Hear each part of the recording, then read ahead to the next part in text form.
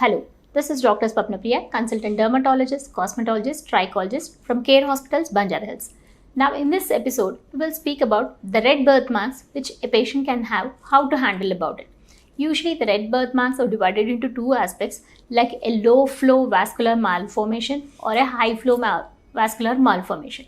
Low flow means the rate of blood in those lesions will be slow and it is not very aggressive and it grows very slowly or it is very stationary. In case of other type, which is a high flow, usually they have an arterial component and even a venous component. The size of increasing of these lesions is very likely to happen and they need more attention and early intervention so that we can help them better. So coming to these low flow vascular malformations, usually it is a port wine stain where there is a faint red mark or a red mark which is almost at the level of the skin and that blanches when we press and again refills when we remove the pressure on the lesion. So these type of lesions do improve with the age or they just subside. When it is very prominent, in those cases, we definitely do suggest them to go ahead with pulse dye laser. This is a type of a vascular laser which is very selectively available in all over the country in very few places. Say hardly 4 to 5 centers do this laser for this type of vascular malformations. And they are very likely to improve with this pulse dye laser.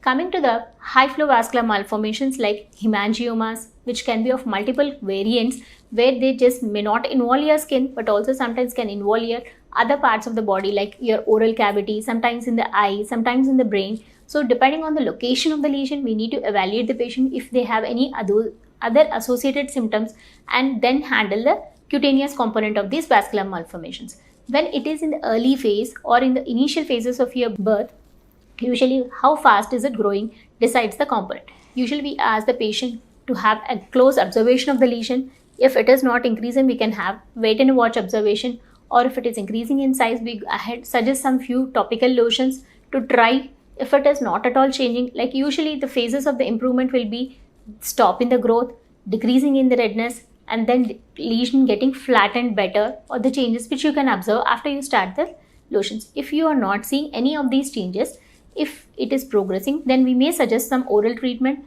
which might help to stop the progression. In spite of all these efforts, the lesion doesn't tend to improve and it is going into ulceration. It is causing some major problems like difficulty in breathing or difficulty in their vision or major cosmetic appearance, then the surgical intervention is suggested. So depending upon how bad the lesion is, how big it is, how rapidly is it progressing, or the factors which determine to treat the red marks on your face or any part of the body. Thank you.